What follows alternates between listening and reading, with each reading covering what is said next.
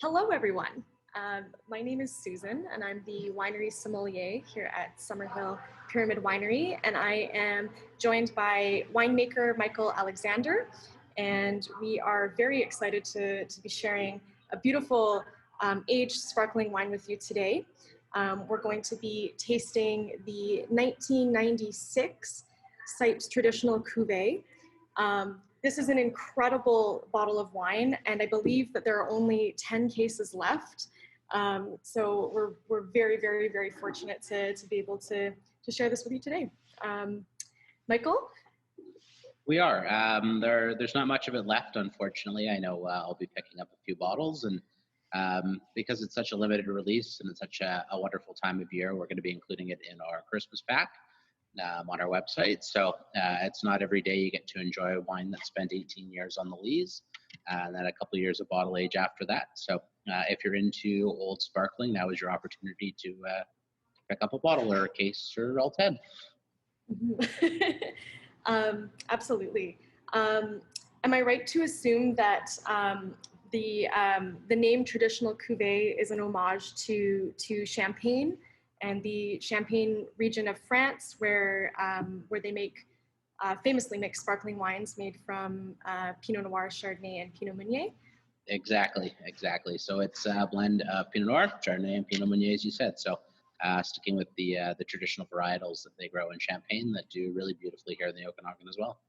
Amazing. And all of this, all of the fruit that went into this wine is estate grown? Yes. That's fantastic. Yeah, I mean, we can maybe just dive in and start. For sure. I mean, I'm excited to get my nose in there too, but I think the first thing to note is the absolutely beautiful color as I cover my face with it. It's this beautiful, beautiful golden hue, and that 18 years in bottle, that time on the lees, has helped develop this golden note. The original cuvee was fermented in neutral oak, which would give it a little bit of color. But that time in bottle, that time with the yeast and the lees, will really help give it this rich golden color that you see that it has. Mm-hmm. Oh, wow. Super complex on the nose. Like the first thing I get is like a lemon custard note to it. Like there's lots of bright citrus fruits in there. It's still quite bright on the palate. Yeah, there's definitely something umami on the nose mixed in with all of that beautiful honey and marmalade. Which carries through to the palate. Such rich acid. You know, even though it's 24 years old now, it's still bright, still fresh. You know, my mouth is watering. You know, the citrus comes through, the candied kind of citrus notes, the stewed citrus notes, that umami note comes through. It is, and ginger as well. Yeah, lots of ginger. That's a great note for it. Like really fresh ginger. Like you just peeled it and cut it. No, absolutely. And the mousse, the bubbles are so fine and creamy as well. Yeah, I mean, one of the great things about Old Bubble is that the longer you leave it, the more integrated that CO2 is going to get. And so you get these rich palates and rich mouthfeel. When you take a sip, it almost explodes in your mouth as it hits your tongue and fills your whole mouth. And that's just from time. One of the cool things about sparkling is that there's no substitute for time. You know, the longer you leave it, the more of that yeasty, bready, brioche, autolytic character that will come through. And there's no way to mimic that or fake it or, you know, do something in the lab. It's a matter of time.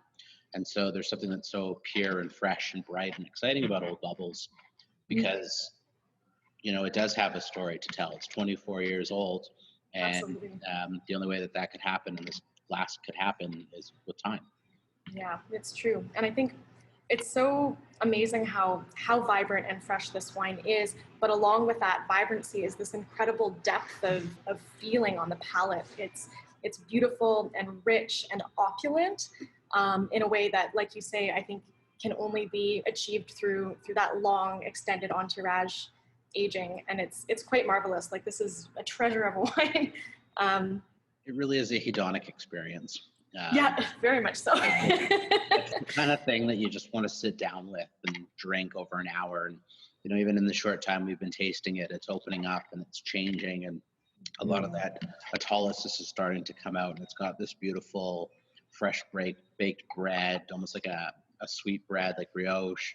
And the longer it's open, the more complex it becomes. And so, it really is a wine to just sit down with and kind of savor and enjoy. Because of that acid, it's super food friendly, but I would almost turn this into the aperitif, turn this into the appetizer, enjoy a glass or two, and just enjoy. Just sit with friends, chat about it, call up your best friend on Zoom and enjoy it together virtually from a distance. Well, it's funny that you say that. I mean, I feel that it is so incredibly fresh and vibrant and surprisingly youthful that it could very well be an aperitif or take you into the appetizers. But there's also this richness that I think would lend itself well to really complex dishes like bone marrow or even like mushroom terrine or something really earthy. And that umami note as well would be super fun to play with in terms of food pairing. I have been known to enjoy this wine with dill pickle chips as a kind of a cheeky pairing. So absolutely, you could enjoy this with something really, really complex and something that involves a lot of preparation, or you could just kick back and relax with this and a bag of dill pickle chips and you would be super happy. It's a phenomenal bottle. When you set out to make sparkling wines here at Summerhill, are you often thinking of long bottle aging from the get-go, or? We are. So we kind of have, I would say, 4 tiers of products, sparkling wines that we produce. We've got our Brut and our Brut Rosé that are bright, they're fresh. They spend a year or two on the lees. Not a lot of autolysis, but really fresh and bright. We do a longer age program, so we do single vintages like our Blanc de Blanc and our Blanc de Noir. They spend 8-10 years on the lees, developing a lot more of that autolysis. They become a lot more complex and a lot more rich. We've got a program where we just like to try things. We've got a 2011 Sparkling Cab Franc or Blanc de Franc. So if it's cool and we don't know what's going to happen, we just want to try it, we get to do that and play around.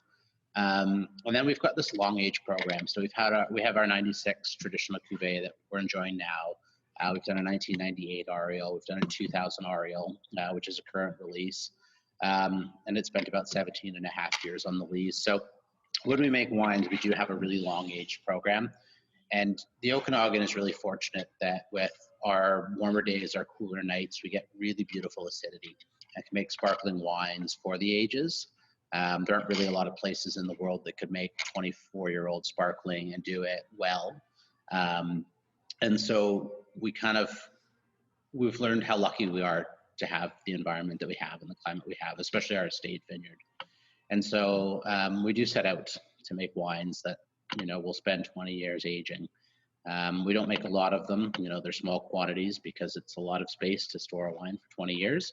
And we never really know what's going to happen, although we're starting to learn more and more. But there's wines I'm making now that I'll disgorge before I retire. And then that will kind of be the end of my career. So, we are very fortunate here that we do have a long age program and can see what happens to sparkling 20 plus years on.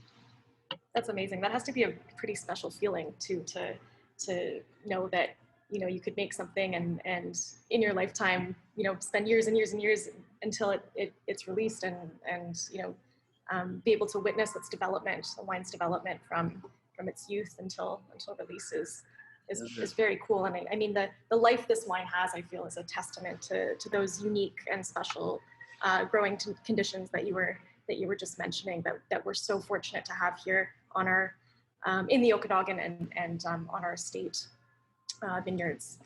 And I mean, do you know anything about the soils that these vines were grown in, or?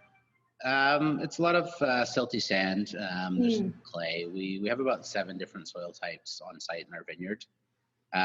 But I think what's equally as important as the soil is the location in our vineyard, particularly our Chardonnay block with clones from Epernay that's up at the very top. So we get a lot of direct sunlight on it, so it gets nice and ripe. Because it's a little bit higher than our lower vineyard, we get the cooler nights, which helps with the acidity. And then our vineyard has really beautiful airflow. The slope of our vineyard allows for all the cool air to kind of head off and into the lake. And so the aspect that we have, the slope that we have, combined with our soils and just how far north we are, it really is a vineyard that's perfect for sparkling. I would dare say that if there was any spot in the Okanagan for sparkling, it's the Summerhill Estate Vineyard, especially the top portion of our vineyard. There you go. Well, you heard it from the winemaker himself. And again, I think this bottle is a testament to the beauty of our site and everything else, the terroir that goes into producing these beautiful grapes. And this bottle is phenomenal. You heard Michael, there are 10 cases left or less than, so I would highly encourage you to get your hands on a bottle of this, or maybe two, and put one away for a few more years and see how it develops even further. But this is a very special wine, and a great opportunity to have a look at our Christmas care pack as well, which includes a lovely bottle of this, perfect for your holiday feasts. So, thank you, Michael. Well, thank you, and enjoy the rest of your glass.